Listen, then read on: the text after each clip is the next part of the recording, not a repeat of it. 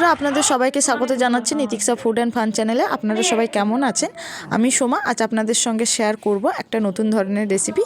আমি কিছু কাতলা মাছকে আগে থেকে নুন হলুদ ভালো করে সুন্দর করে মাখিয়ে রেখেছি। তারপরে নিয়ে নিয়েছি আদা বাটা, সঙ্গে নিয়ে নিয়েছি টমেটো কুচি আর পেঁয়াজ কুচি এবং আলু আর ফুলকপিকে কেটে রেখেছি। এখন তো বাজারে ফুলকপি খুবই সস্তা, প্রত্যেকের ঘরে ঘরে প্রত্যেক দিনই ফুলকপি হচ্ছে।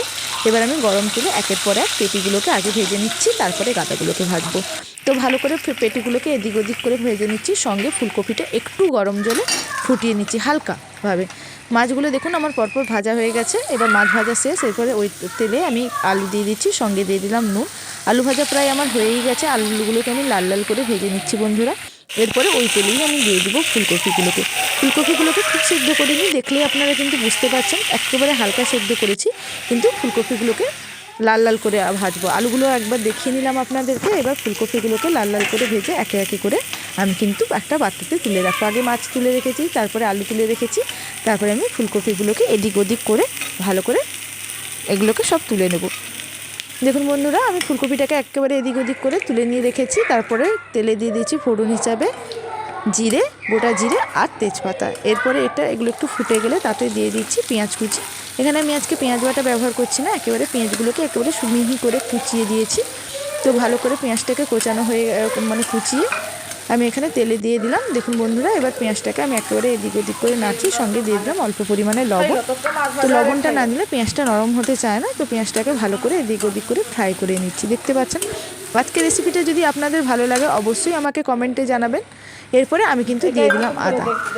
যে সকল বন্ধুরা আগে আমাদেরকে কমেন্ট করেছেন যে আমার রেসিপিটা খুব ভালো লাগছে, তাদেরকে আমি অসংখ্য ধন্যবাদ জানাচ্ছি এভাবে আমাকে সাপোর্ট করার জন্য। আপনাদের ভালোবাসাই কিন্তু একটু একটু করে আমাকে কিন্তু এগিয়ে নিয়ে যাচ্ছে। ধন্যবাদ বন্ধুরা, সেই সকল বন্ধুদেরকে আমি জানাচ্ছি। যে সকল বন্ধুরা কমেন্ট করেন না কিন্তু আমার ভিডিও দেখেন, তাদেরও অসংখ্য ধন্যবাদ আমার পুরো ভিডিও দেখার জন্য। এবং আজকেও আমি অনুরোধ করব আমার এই রেসিপিটা অবশ্যই যাতে আপনারা পুরো পর্যন্ত দেখেন এবং কিভাবে আমি কীরকম বানাচ্ছি এই তরকারিটা, এটা যাতে আপনারা একবার দেখেন এবং যদি পারেন একবার বাড়িতে অবশ্যই ট্রাই করবেন। এবার আমি টমেটো কুচি দিয়ে দিচ্ছি। টমেটো কুচি দিয়ে আমি এদিক ওদিক করে ভালো করে নাড়িয়ে দিচ্ছি। ভালো করে নাড়িয়ে এখানে কিন্তু আমাকে একটু টমেটোটা কিন্তু একটু কষে নিতে হবে। অল্প পরিমাণে আমি কিন্তু লঙ্কা গুঁড়ো দিলাম। এই একটা কথা আমার বলা খুবই দরকার, যে সকল বন্ধুরা নতুন বন্ধুরা আমার চ্যানেলটা এখনও সাবস্ক্রাইব করেননি তারা কিন্তু অবশ্যই সাবস্ক্রাইব করে দেবেন, কারণ আপনাদের সাবস্ক্রাইব করাতে আমি কিন্তু একটু একটু করে এগাতে পারছি। দেখুন বন্ধুরা, আমি কিন্তু অল্প জল দিয়ে এবার মশলাটাকে সুন্দর করে কিন্তু কষিয়ে নিচ্ছি।